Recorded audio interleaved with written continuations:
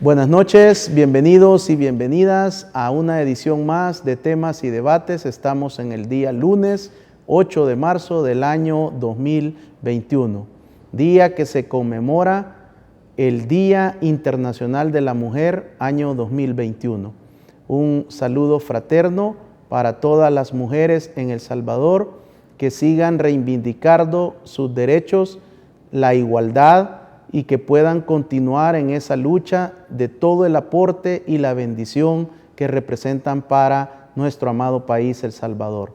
En este año 2021, el Sistema de Naciones Unidas ha designado este año como el año del liderazgo de la mujer, sobre todo en el marco de la pandemia por el COVID-19 y todo el reconocimiento del trabajo de liderazgo que la mujer ha ejercido a todo nivel en el desarrollo de la pandemia del COVID-19, sacando adelante no solo a nuestro país, sino que al mundo entero, con su liderazgo y su esfuerzo por continuar desarrollando una sociedad.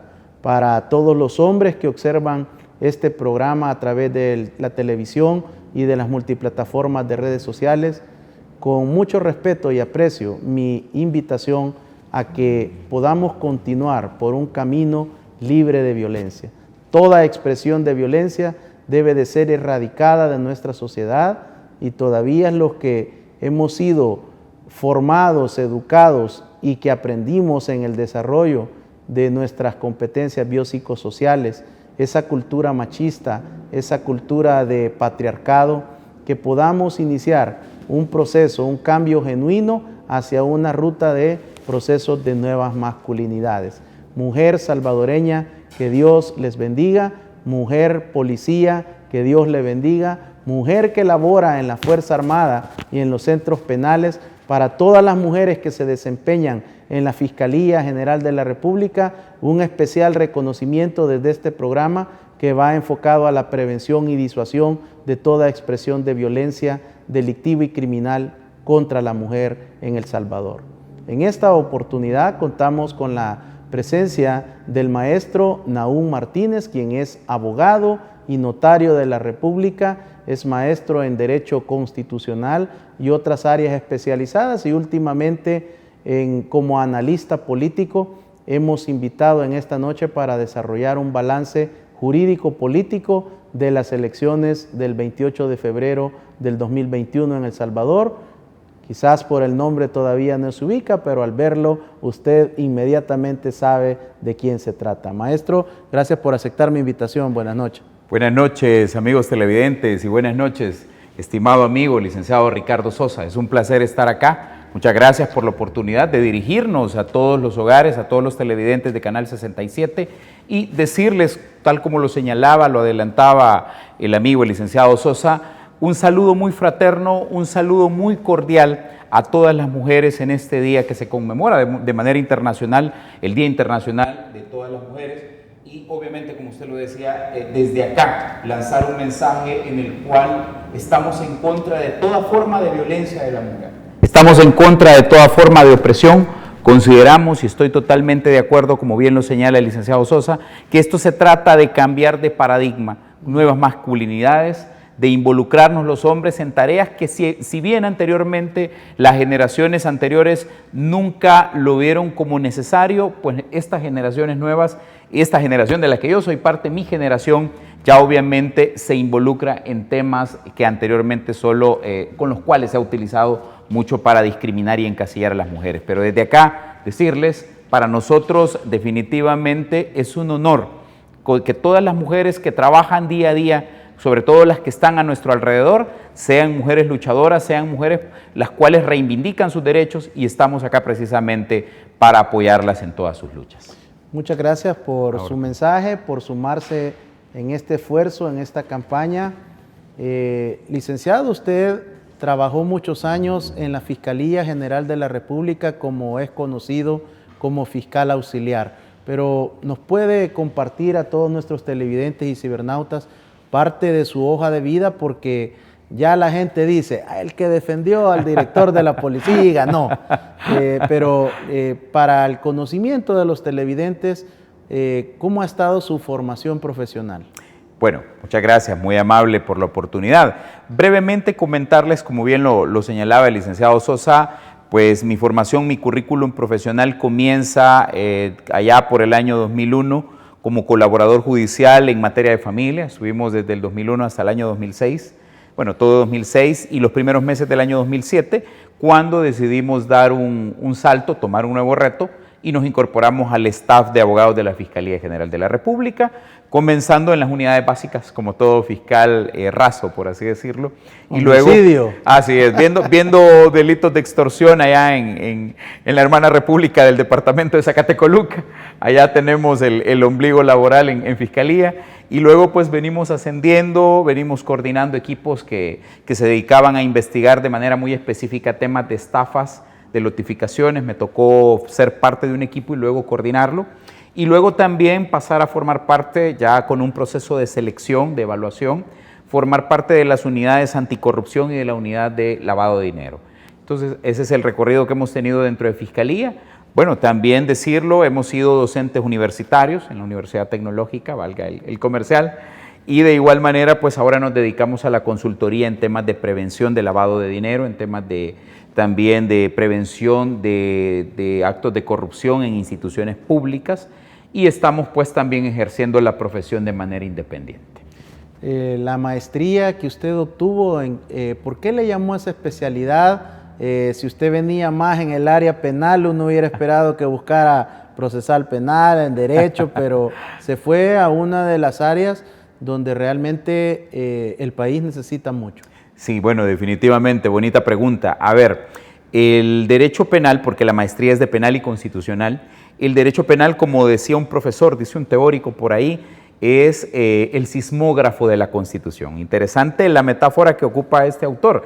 ¿Por qué el sismógrafo? Porque definitivamente que el área más sensible, el área en el que deben cuidarse más los derechos fundamentales, los derechos constitucionales, es en el derecho penal, es en toda la ciencia penal, porque ahí es donde también se pueden producir las violaciones más flagrantes.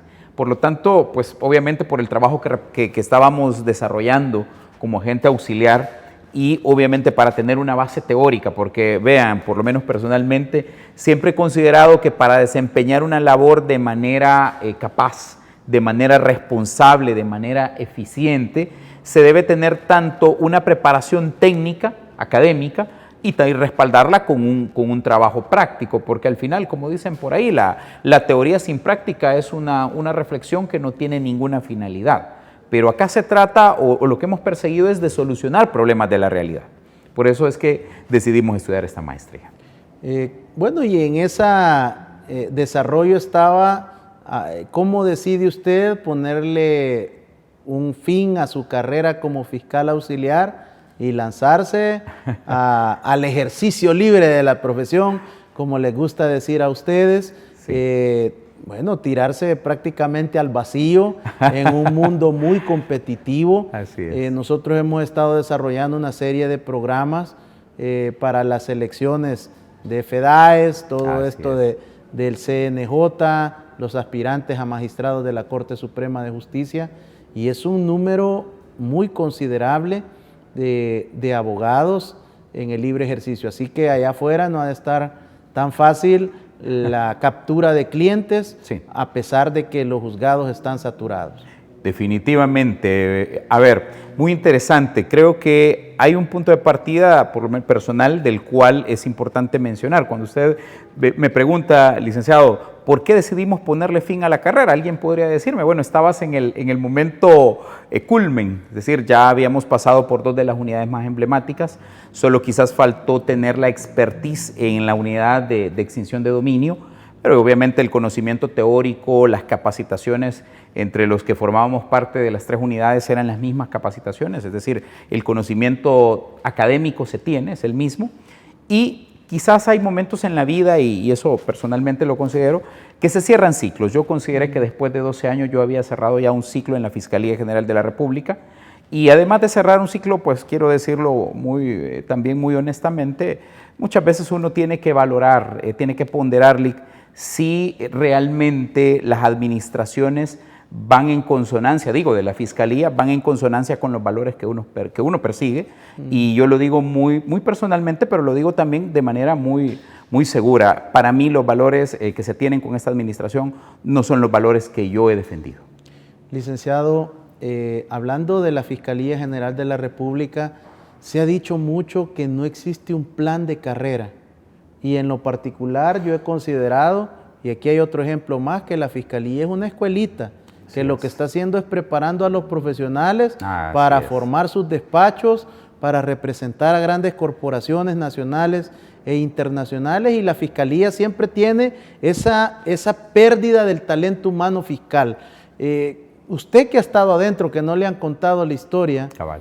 ¿En qué momento usted comienza como fiscal? Y no me refiero solo a su persona, pero ¿qué se platica al interior de la Fiscalía cuando se llega a un tope y que si no se puede aspirar a una jefatura, tampoco hay mayor oportunidad? Correcto. Fíjese, Lick, y amigos televidentes, y es una pregunta muy interesante. A ver, cuando como fiscales logramos, también por la misericordia de Dios, obviamente mis creencias religiosas así me lo dictan, o sea, Dios me ha permitido alcanzar todo lo que he podido alcanzar. Cuando yo logro llegar a un nivel donde considero que ya no hay más, o sea, la Fiscalía no me puede dar más, que no sea en todo caso una jefatura, ¿verdad?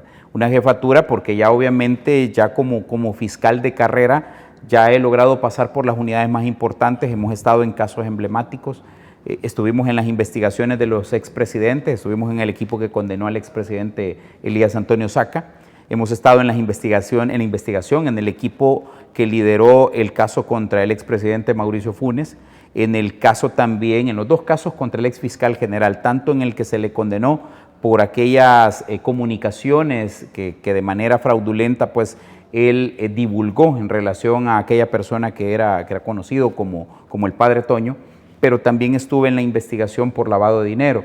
Y bueno, y después de estar en todas estas investigaciones, de tener muchas aristas, por así decirlo, de todo el quehacer fiscal, del quehacer judicial, licenciado, créame que pues uno como abogado, como persona que siempre aspiramos a poder dar un salto de calidad, consideré que ya no era, ya la Fiscalía ya no me brindaba nada más. Y también lo digo de igual manera con mucha autorresponsabilidad, porque obviamente uno es esclavo de sus palabras. También considero que las jefaturas que hay en Fiscalía son jefaturas carentes de liderazgo.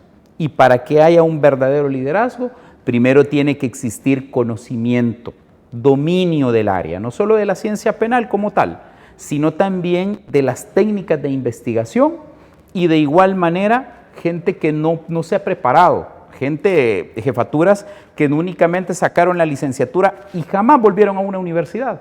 O sea, un error demasiado craso para mí, un error que pues obviamente, o una falta de aspiración que por lo menos para mí no me lleva a pensar o a sostener que esta persona me va a poder guiar, porque al final los jefes en fiscalía deberían ser líderes, deberían ser personas que por su experiencia lograran transmitir a los fiscales que están haciendo la investigación algo que no se logra advertir con el conocimiento que uno de fiscal tiene. Pero ese liderazgo yo no lo veo en fiscalía, o sea, yo no veo jefaturas preparadas, no veo jefaturas comprometidas, eso se ha perdido en fiscalía. ¿Cuánto gana un fiscal cuando ingresa a la institución? Muy buena pregunta, quizás teniendo un poquito de cuidado pues, con la respuesta por temas obvios de seguridad de todos los compañeros fiscales.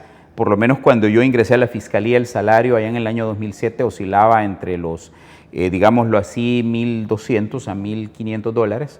Luego hubo una mejora para que los fiscales 1, es decir, los fiscales que son de carrera, que van entrando a la institución, tengan un salario que oscile o pueda oscilar entre los $1,500 a los $1,700, que puede parecer una cantidad alta, pues obviamente, ¿verdad? Podría parecer si cualquiera, obviamente, dentro del promedio de salarios de este país alguien pudiera decir, no, pero es que los fiscales entonces les sobra. Entonces el fiscal está en un estatus social y económico diferente. Vean los sacrificios personales, familiares que hay que hacer para estar en una investigación de manera comprometida, para dedicarle todo el tiempo que casos como en los que hemos estado, son casos que demandan no solo tiempo, sino compromiso y que uno se desatienda de su propia familia. Para los que somos padres, pues sí, nuestros hijos resienten el tiempo que no hemos pasado con ellos. Pero para poder lograr un equilibrio, por así decirlo, pues obviamente ese salario se queda corto, licenciado.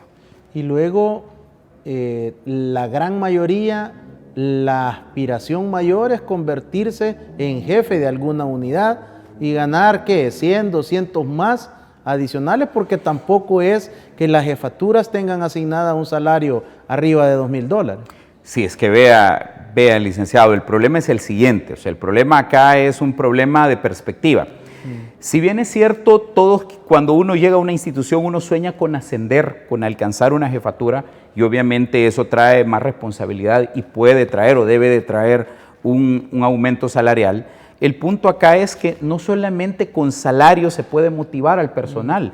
Yo realmente resiento que la institución no tenga visión y no se hayan creado a esta fecha convenios con universidades nacionales y extranjeras para que el talento que ya existe en Fiscalía sea un talento que se potencie, que la gente sienta que se le da algo más que el salario. Es cierto que hay que crear otras condiciones alternas, como decir seguro médico, como decir también días de vacación o de asueto anuales, es decir, que el fiscal tenga también su periodo de vacación, además de las vacaciones que están de ley, pues que se disfrutan dependiendo de la carga de trabajo lo permita, porque hay que recordar, o sea, fiscales siempre hay de turno las 24 horas del día, los 365 días del año. Entonces, todos los que hemos sido fiscales de carrera hemos pasado, nos ha tocado realizar turnos en días feriados, tanto fines de año como Semana Santa, 1 de mayo, 15 de septiembre, o sea, todo eso es parte de la vida de un fiscal. Ahora bien, a la par de crear un sistema que le permita al fiscal tener un descanso que sea proporcional al trabajo que se realiza, de crearle también condiciones de vida adecuadas, y en esto va lo del tema del seguro médico personal y familiar, yo creo que se debe motivar al fiscal ya de otra manera. Y yo creo que hay que empoderar a los fiscales creando convenios de capacitación, convenios para que puedan especializarse, para que puedan tener acceso a estudios de maestría o de posgrados, ¿por qué no decirlo? Hasta de un doctorado, que al final esto viene a redundar en un beneficio para el trabajo que se hace en la institución. Pero esa falta de liderazgo, esa falta de visión de parte de los que han estado al frente de la Fiscalía y que han tenido alguna limitante que podrán decir, bueno, en 3 años no se puede hacer mucho, y eso es cierto.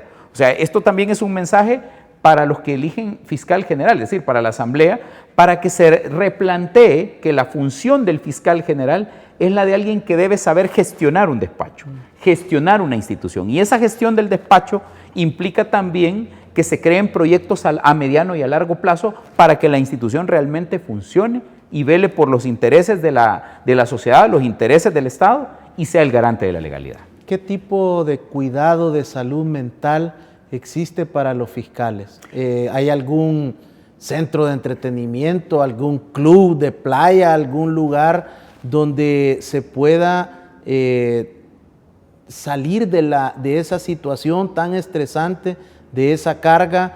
Puede ir un fiscal a una cervecería normal, puede ir un fiscal a una discoteca, puede ir un fiscal a los lugares que los ciudadanos visitamos, o tienen que estar escondidos en sus días libres porque hay una amenaza mental de que pueda ser atacado por el crimen organizado. A ver, interesante, porque hay que partir de una premisa, y sobre todo es la última que usted mencionaba.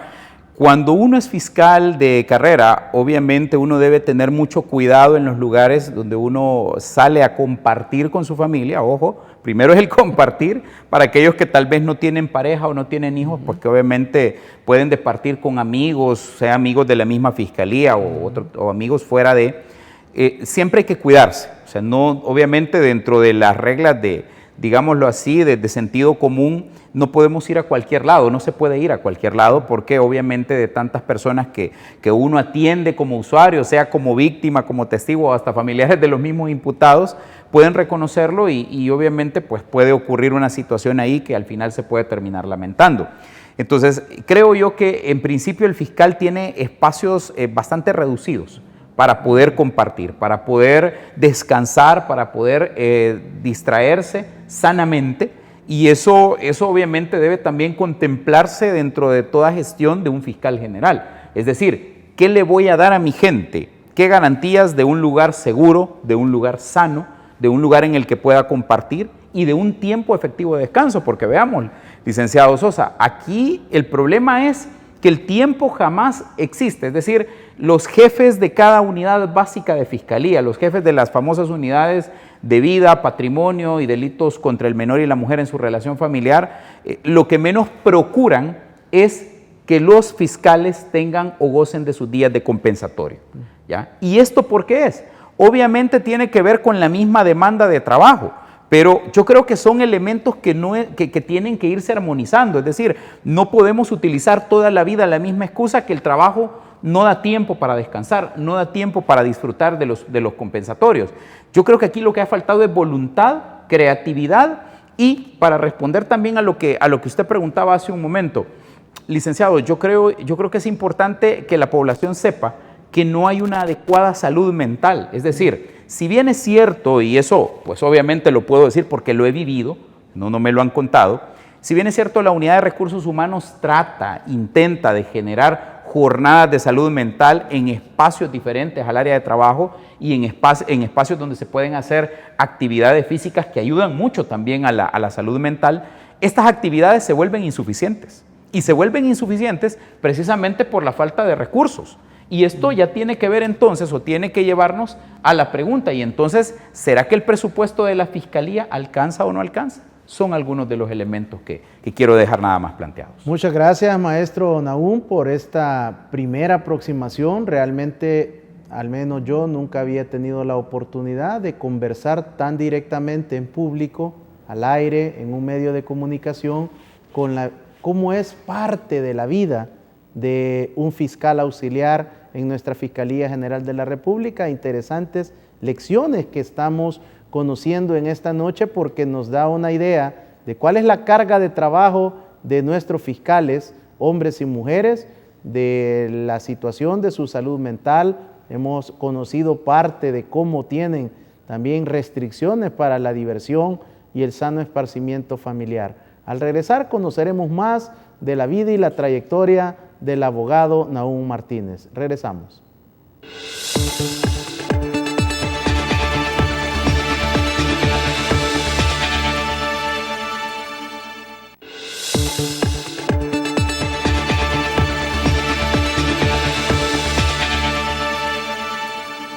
Muchas gracias por continuar en nuestra sintonía en este día 8 de marzo que se conmemora el Día Internacional de la Mujer. Nos encontramos con el abogado y notario Nahum Martínez, quien nos está compartiendo parte de su visión y su experiencia ahora en el ejercicio libre de la profesión. Maestro, de repente surge el despacho, se comienzan a rebuscar, como decimos en buen salvadoreño, tocando puertas, cotizaciones, tarjetas. Sí. Y cuando quizás nadie los conocía más que en su vida como fiscales auxiliares, surge el caso del comisionado Mauricio Antonio Arriaza Chicas. Así es. Y usted se vuelve mediático de la noche a la mañana. Todos los medios querían una entrevista, querían tenerlo.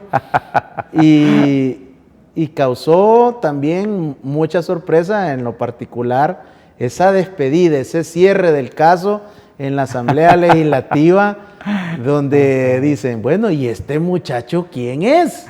Realmente un caso, pues, de los top en el tema político, de la cobertura mediática. ¿Qué ha pasado después de esa victoria en sede judicial, donde ustedes logran una defensa técnica al más alto nivel del comisionado Arriaza Chicas? Bien, bueno, gracias. Interesante la pregunta, tiene varios elementos, vamos a tratar de responderla.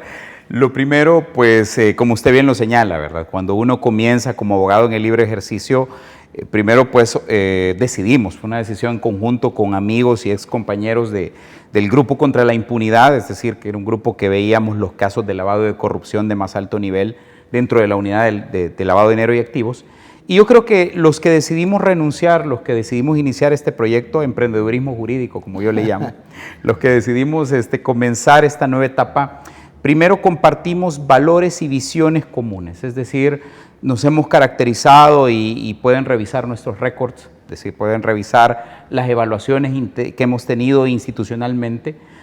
No es que nos vamos a vender como sabios o como santos, ninguna de las dos cosas, pero creo que hemos hecho un trabajo honesto, un trabajo que los resultados hablan por nosotros y decidimos comenzar este despacho. Ahora bien, es cierto que ya digámoslo así, la cobertura mediática de los casos en los que estuvimos nos permitió o nos ha permitido de entrada pues, tener bastante reconocimiento tanto de comunidad jurídica como de clientes. Es decir, se nos ha buscado porque somos un despacho especialista en temas de lavado de dinero, un despacho especialista en temas de anticorrupción y un despacho que también maneja el tema de extinción de dominio. Ahora bien, no obstante que, pues, gracias a Dios, insisto, pues, por la bendición de Dios, hemos logrado formar un equipo sólido, un equipo también en el que realmente existe todo el ánimo de salir adelante. Y yo siempre utilizo esta frase, Michael Jordan decía, el talento gana partidos y cada uno del equipo tiene sus talentos particulares, pero el equipo con talento gana campeonatos. Entonces nosotros aplicamos esta filosofía, o sea, acá el talento es de equipo, no es de una sola persona. De pronto me podrán ver a mí como el relacionista público, pero el equipo es más que lo que se ve. O sea, el equipo realmente analizamos, discutimos.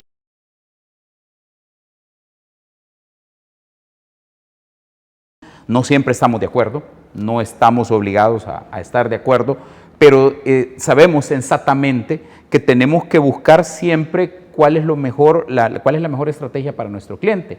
Y para cerrar con la pregunta, sí, definitivamente cuando se nos busca por este tema del comisionado de Redes a Chicas, precisamente se nos busca por estas competencias que acabo de mencionar. Es decir, son pocos, por no decir casi nadie, ha tenido esta bendición como la tuvimos nosotros de estar en estas unidades como fiscales, como investigadores, saber cómo piensa el investigador fiscal, cómo piensa la institución, cómo funciona. Y luego, pues ya lo demás, como usted lo dijo, es obviamente lo que pasó en la asamblea y la frase final que se hizo famosa, hasta un meme me hicieron, que bueno, es parte del gaje del oficio, es parte del show. Vea, esto nace quizás como una iniciativa muy particular de querer aprovechar el espacio en el que estábamos, el momento en el que estábamos, para dejar en evidencia que se estaba siguiendo un proceso totalmente arbitrario. Porque en el fondo no perdamos de vista, si eso han sido capaces estos diputados que ya se van, si han sido capaces de hacer eso con una persona, con un funcionario público de alto nivel, que es de los principales encargados de la seguridad de este país, ¿qué no harán con cualquier otra persona? Licenciado, el caso ya está cerrado, se ganó, se logró hacer justicia para el señor director general de la Corporación Policial. El señor director se mostraba tranquilo, sereno, siempre atendió a la prensa, a los medios nacionales e internacionales, siempre tuvo una sonrisa, siempre fue un caballero con los medios, pero cuando estaba con ustedes se desempeñaba así, con esa tranquilidad, o exigía. ¿Cómo fueron esos momentos de estar con un hombre con el conocimiento, la capacidad de él, pero también afectado anímicamente por estos ataques? No, hay que decirlo, Ricardo. A ver, yo lo admiro mucho al comisionado por la paciencia que ha tenido, por el autocontrol, el autodominio. No es fácil que estén señalando a una persona, que le estén atribuyendo a una persona algo que no ha realizado. Y máxime que se le quiera destituir injustificadamente, dejarlo sin trabajo, pues. Ahora bien, el señor comisionado es una persona muy madura, muy equilibrada, y lo digo, pues, obviamente se lo he dicho a él y lo digo públicamente también. El señor comisionado ha sido un ejemplo también de civismo, ha sido un ejemplo de que alguien que cree en el sistema. Él creyó en la institucionalidad y al final él fue recompensado, pues, por esa creencia que tuvo en el sistema, pero obviamente esto ha costado mucho, pues, porque como lo vimos todos, la actitud de los señores diputados ha dejado mucho que desear. Primero, desde el conocimiento más mínimo de lo que están haciendo. O sea, hombre, aquí lo que ha quedado evidenciado es que no hay capacidad de nada. No podemos ni siquiera leer lo que un artículo dice y entender cuál es la facultad que yo tengo, sino que la quiero manejar a mi antojo. Y segundo, lo que hemos visto es que aquí se hacen las cosas con el hígado. Siempre el mensaje de los diputados, ¿cuál fue? Va a ser el primer funcionario que se va, al que se le va a hacer el antejuicio y se le va a quitar el fuero y lo vamos a mandar a un proceso. O sea, siempre la intención fue, y hay que decirlo en buen salvadoreño, fregar al señor comisionado. Licenciado, ¿qué opinión le merece la actitud, la decisión del señor juez Quinto de Paz, que ha sido conocido que los juzgados de paz se les ha calificado de una manera despectiva como pasapapeles, que teniendo la autoridad para resolver, para conciliar, para buscar una salida, o simplemente tener los indicios y la sana crítica y decir, esto no procede, y ahí resuelvo y doy un sobreseimiento definitivo, lo más fácil ha sido y tradicional mandar a instrucción. ¿Cómo ve usted esta actitud de que es posible hacer justicia y evitarle costos innecesarios al sistema? Bien, fíjate, Ricardo, que hay una cuestión bien interesante y lastimosamente la cobertura mediática fue limitada en la audiencia y sobre todo al momento que se emitió la resolución. Digo, el señor juez solamente permitió el ingreso de la prensa escrita y muchas veces lo escrito no ayuda o no se tiene la habilidad para retratar todo lo que ocurrió en las audiencias, en la audiencia inicial. En ese sentido, en primer lugar, decirte, Ricardo, que el señor juez demostró ser, por lo menos a mi criterio personal, el juez más técnico a nivel de juez de paz que yo he conocido en mis 12 años como operador del sistema penal. Definitivamente, el señor juez Quinto de Paz, para los que lo conocemos, sabemos de su alta calidad técnica, sabemos también de su honorabilidad, sabemos de su responsabilidad para emitir resoluciones, sabemos también de que es un juez honesto y que ha tenido casos en los que también él ha sido cuestionado personalmente, ¿verdad? Él fue a quien se le llevó inicialmente el primer caso contra Mauricio Funes, el que se conoció como saqueo público, y obviamente el juez ha estado siempre a la altura del reto. Yo espero, y lo digo como un comentario muy personal, yo espero ver al juez Quinto de Paz en unos años como magistrado de la Sala de lo Constitucional. Creo que un juez así merece ese alto cargo, esa alta distinción, y estoy seguro que va a ser un papel intachable. Su carrera hasta este momento lo ha sido. Ahora bien, vámonos a la resolución, y eso te quiero comentar brevemente, Ricardo. Me llamó la atención y a mí como me gustaría tener un video, insisto, lastimosamente no hubo cobertura mediática, para efectos didácticos. Si los estudiantes de Derecho, los que están cursando Derecho Penal 1 y Derecho Penal 2, pudieran tener acceso a lo que el juez resolvió, a cómo él explicó la resolución, te aseguro, Ricardo, que aquí tendríamos menos fallas, menos desconocimiento de la teoría jurídica del delito. Y es que él dio una clase magistral de teoría jurídica del delito y justificó por qué el hecho es atípico, por qué el hecho no puede ser considerado delito. Ahora, vámonos a la otra cara de la moneda. Yo no sé quién en Fiscalía tuvo el valor, por no decirlo de otra manera, de atreverse a promover un requerimiento cuando no existía ni siquiera el más mínimo atisbo de delito. O sea, realmente Fiscalía pues quedó muy mal parada. Yo sé que no es culpa de los fiscales que llegaron a la audiencia. Yo sé que, y conozco a la mayoría de ellos personalmente, y conozco de la capacidad de ellos. Lo que sí realmente lamento es que quienes dirigen, que nunca han investigado corrupción, nunca han pasado de investigar delitos básicos como extorsión y que no tienen mayor criterio jurídico, estén dirigiendo la institución. Licenciado, aprovechando también su experiencia como maestro en el derecho constitucional, ¿qué opinión le merece los comentarios de diferentes analistas, diferentes sectores, que se critica mucho esta ley de extinción de dominio, que fue un copy-paste de otro país y que aquí la Asamblea Legislativa no se tomó el tiempo, no se fijaron o pensaron, esto solo le afecta a los pandilleros, a los delincuentes comunes o al crimen organizado, pero a nadie más? Se habla de inconstitucionalidad, pero la ley sigue operando y sigue golpeando a muchas personas. A ver, Ricardo, muy interesante tu pregunta. Fíjate que precisamente hoy en la mañana estaba en otro, digámoslo así, espacio jurídico de opinión, disertando sobre la ley de extinción de dominio.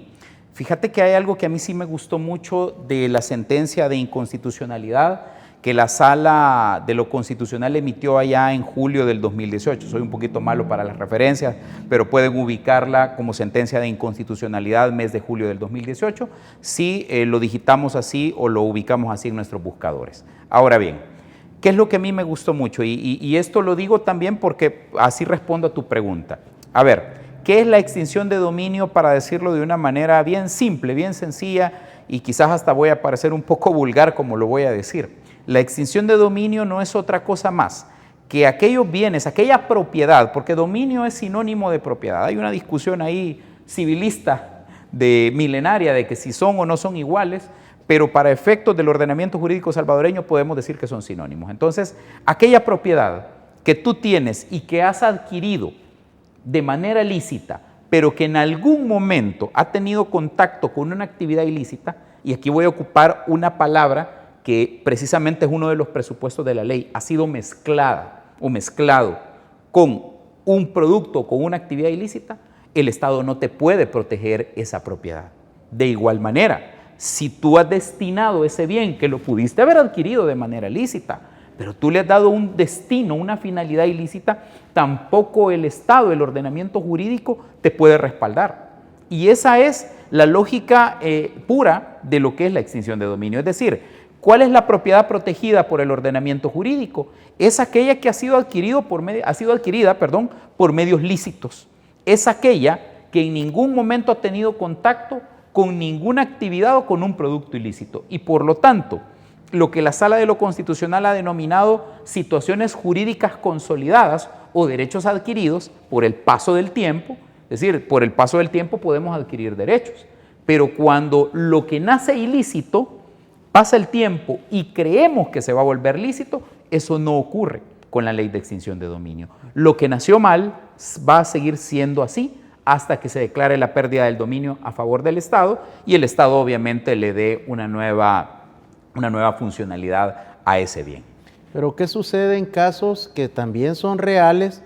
Personas que recibieron una herencia, que ese bien inmueble viene quizás desde el siglo pasado, lo han venido heredando y esta persona le cambió las ventanas a la casa, le cambió el piso por cerámica con dinero procedente de origen ilícito.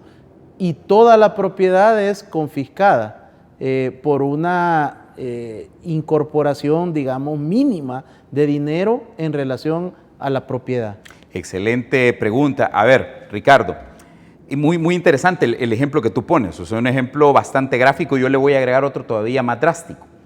Fíjate que cuando tú dices una propiedad la cual se adquirió con dinero ilícito, tiene digamos un origen ilícito, pero luego viene un tercero de buena fe, porque la ley reconoce dos calidades. Reconoce la calidad de afectado, que es aquella persona contra quien se dirige la acción de extinción de dominio, porque obviamente es el titular del bien y es quien también ha participado en la actividad ilícita. Es lo más común, lo más general que ocurre. Ahora bien, está también la otra calidad, la del tercero de buena fe, que debe probar esa tercería, ¿sí? Aquel que no tiene nada que ver con la actividad ilícita y que tiene, digámoslo así, una inversión, un activo que debe respetarse, un derecho. Esa persona puede ir al proceso de extinción de dominio y debe probar, así, tajantemente, debe probar que él no tuvo nada que ver con aquella actividad, que lo que invirtió en el bien mueble, inmueble o en el activo es de origen lícito y eso se le puede respetar en una sentencia extintiva de dominio. Cuando digo respetar me refiero, eso se le puede reintegrar. Así, esta segunda participación del maestro Nahum Martínez, importantes conceptos sobre la vida jurídica y esta polémica que genera la ley de extinción del dominio. Al regresar conoceremos más de los componentes jurídicos y la valoración política del abogado y notario Nahum Martínez. Regresamos.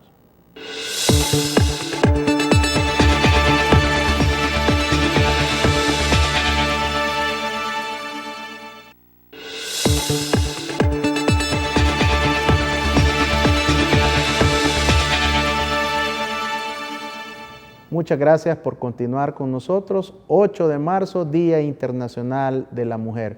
Erradiquemos toda expresión de violencia contra la mujer salvadoreña, y yo agrego también las niñas y las adolescentes.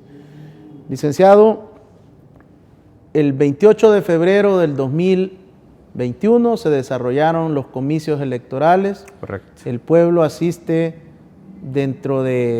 masivamente, como se ha conocido, ha superado las últimas 2 elecciones de alcaldes y diputados, y se generan muchos resultados inéditos en las elecciones. El día de la Policía Nacional Civil con la Fiscalía General de la República proceden a la detención de varias personas bajo la figura de fraude electoral. Pero desde el análisis jurídico han existido una serie de situaciones antes, durante y después. ¿Cuál es su valoración jurídica política de lo que ha sido considerado de que podría estarse a otro nivel también con las presuntas 9 supuestos de fraude y delitos electorales? Sí, bien, muy interesante. Fíjate, Ricardo, que como tú bien lo señalas, definitivamente el delito de fraude electoral tiene 9 supuestos. Cuando hablamos de 9 supuestos, hablamos de 9 situaciones independientes muy particulares que pueden constituir cualquiera de ellas de manera independiente, no es necesaria que se cumplan las 9, fraude electoral. Ahora, un ejemplo, o para simplificarlo, fraude electoral o las conductas propias de fraude son aquellas que buscan obstaculizar el derecho al voto, las que buscan coaccionar para que se vote a favor de un determinado partido o persona, las que buscan destruir material electoral, papeletas, etcétera. Y obviamente todo lo que implique la alteración de los resultados. Entonces, lo digo así, o sea, enumero cada una de las conductas, porque al final, Ricardo, el punto es el siguiente: si bien es cierto, se ha dicho que policía ha capturado en flagrancia, se ha dicho que han sido pocos, por lo menos yo escuché pocos casos de flagrancia, pero se ha dicho por parte de la Fiscalía, mire, hemos aperturado investigaciones. Ahora, lo importante no es solamente abrir expedientes a diestra y siniestra, sino qué resulta de esas investigaciones. Y también a mí me parece, Ricardo, que es importante que en este caso, y hay que decirlo con nombre y apellido, la Fiscalía General de la República, la fiscal electoral, nos diga cuál es el resultado de esas investigaciones y si han existido, porque se han señalado también a nivel de Tribunal Supremo Electoral, se han señalado, se han denunciado por parte de varios partidos políticos inconsistencias, tales como decisiones de naturaleza arbitraria que no tienen ningún sustento, limitaciones a la prensa en el escrutinio final. De igual manera, también se ha señalado que el tribunal ha dejado de cumplir con ciertas funciones. Entonces, en estos escenarios, es importante traer a cuenta que podemos caer no solo en fraude, sino que los funcionarios que están al frente de todo el proceso electoral pueden caer en actos arbitrarios o en un incumplimiento de deberes. Entonces, es importante que se vaya, es necesario, debemos demandar una respuesta de parte de la Fiscalía General de la República para que se aclare todos estos hechos. Al menos necesitamos un pronunciamiento público que nos diga si hay o no hay delito, pues. Pero si no tenemos nada, si simple y sencillamente se guarda silencio, yo creo que el mensaje que se está mandando, por un lado, es de que no se tiene la capacidad. Capacidad me refiero no solo de recursos, sino a la capacidad técnica para diligenciar todas estas situaciones, sino también que obviamente se manda un mensaje de que aquí no se respeta la seguridad jurídica ni la institucionalidad. Y bueno, estamos cerca de las 8 de la noche de este día lunes 8 de marzo y no tenemos los resultados del escrutinio final. Bueno, son 9 días sin conocer, podemos presumir presuntos candidatos y candidatas electas, pero el tema es que hay retraso, hay una excesiva lentitud, hay personas que llegan tarde, que llegan a desayunar, se van a la hora que quieren, y ¿dónde está ese Tribunal Supremo que debería de tener una función diferente y ejercer esa magistratura que se espera? Totalmente de acuerdo con los señalamientos que tú mencionas. A ver, Ricardo, yo lo he venido diciendo en varios programas de opinión, a mí me parece que el Tribunal Supremo Electoral nos queda de ver. A mí me parece que les ha quedado grande la camisa, me parece que el reto los ha sobrepasado y es importante hacer notar que todas estas irregularidades, es decir, retrasos injustificados en terminar el escrutinio, lo único que demuestran es que no se tiene la capacidad para desempeñar el cargo de magistrado del Tribunal Supremo Electoral, por una parte. Por otra parte, a mí me parece que también los partidos políticos pareciera que son ellos los que están mandando, o sea, porque ahí hemos visto a ciertos personajes de partidos políticos imponiendo su voluntad en cada una de las mesas en las cuales se lleva a cabo el escrutinio. Y esto no puede ser, hombre, o sea, la gente tiene derecho a estar ahí, pero no tiene tampoco el derecho a venir y a imponer su capricho o lo que ellos consideran. Ahí vemos una total ausencia del tribunal. También no hemos visto el liderazgo de la Fiscalía General de la República, no hemos escuchado un pronunciamiento del Procurador para la Defensa de los Derechos Humanos, donde por lo menos al menos él nos diga, miren, esto está ocurriendo y no debe de ocurrir, y hacer un llamado a quien se lo tenga que hacer. Pero no hemos escuchado nada del Procurador. Entonces aquí pareciera, Ricardo, que todo este, digámoslo así, desorden, se está haciendo con intención para favorecer a alguien, no sabemos a quién, o sea, no queremos pensar que esto es adrede, pues, pero lo que queda en evidencia simple y sencillamente es que esta inseguridad jurídica que impera en este momento es producto de la mala planificación, es producto de la falta de liderazgo del Tribunal Supremo Electoral y es producto también de que se ha dejado que los partidos políticos tradicionales vengan e impongan su voluntad. Que falte la tinta, que abran tarde, que se vayan temprano, todas estas conductas van a quedar sin ningún tipo de sanción, sin ningún tipo de, al menos una falta administrativa. ¿Será que vamos a marcar una historia en El Salvador con este tipo de elecciones y con eso nos proyectamos, con estos mismos 5 magistrados, a las elecciones presidenciales del 2024? Bueno, es una reflexión muy interesante, muy importante, Ricardo. Yo creo que definitivamente no podemos permitirnos, como un pueblo que quiere caminar, que quiere alcanzar o va en un camino de alcanzar una madurez política, no podemos estarnos permitiendo que este tipo de fallos sigan ocurriendo. A ver, yo entiendo, sé que, y estoy consciente, creo como todos, que siempre se cometen errores en todos los procedimientos, en todas las instituciones, pero cuando los errores son recurrentes, cuando los errores son tan garrafales, uno ya no piensa que es un simple error, por una parte. Por otra, insisto, yo no he visto un Tribunal Supremo Electoral que haya salido al paso de todos estos señalamientos y diga, no, bueno, mire, estamos tomando cartas en el asunto, estamos corrigiendo todas estas situaciones que no han sido adecuadas, que no han sido normales. Yo no veo esa voluntad en el tribunal y no lo veo tampoco en las otras instituciones supuestamente garantes que deberían estar ahí o que están en el escrutinio. Entonces, como conclusión, como pueblo salvadoreño, como ciudadano, ya no podemos permitir esto. O sea, no podemos permitir que cada evento electoral pase lo mismo. Debemos tomar una decisión y yo espero que la nueva Asamblea Legislativa definitivamente tome una decisión diferente en cuanto al tipo de funcionario que se va a elegir, ya no por compadrazgo, ya no por vinculación partidaria política, sino que personas que realmente sean capaces y realmente puedan darle una respuesta inmediata al pueblo salvadoreño. Maestro Nahum Martínez, quiero agradecerle por haber aceptado mi invitación, por ilustrar, por orientar, por educar a todos los televidentes y cibernautas en estos temas jurídicos, pero que también tienen una alta carga política, más en el área que ustedes han decidido incursionar como profesionales del derecho. Seguiremos recurriendo de su servicio, requiriendo para poder llevar el conocimiento. Nos gusta desde esta tribuna poder orientar, llevar paso a paso a todos los televidentes para que tengan mayor conocimiento y que es derecho también de la población a estar informada. Muchas gracias. No, gracias a ti, Ricardo, gracias a todos los amigos televidentes, gracias por el espacio y bueno, estamos a la orden para cuando podamos hacer una aportación, una disertación, siempre tratando con la finalidad de hacer realmente, dar una perspectiva, un punto de vista que ayude a que los problemas se vayan solucionando y a ir cambiando un poco lo que siempre hemos tenido.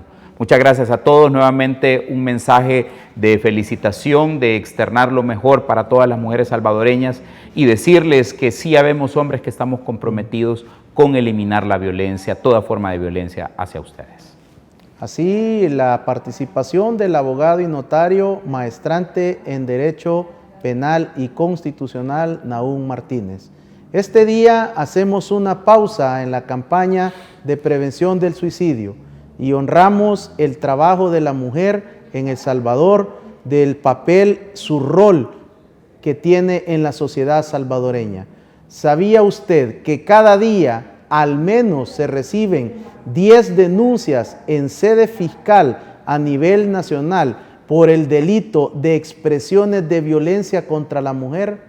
Debemos de cambiar y transformar esta realidad como hombres. Los hombres necesitamos cambiar, necesitamos modificar nuestros procesos de nuevas masculinidades en beneficio de la mujer, de las niñas, de las adolescentes y de esta sociedad salvadoreña. Abrace la vida, que Dios le bendiga.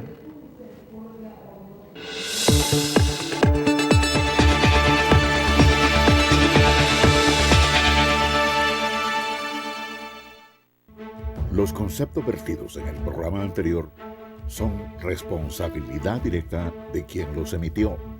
En ningún momento representan la línea editorial de esta estación televisora.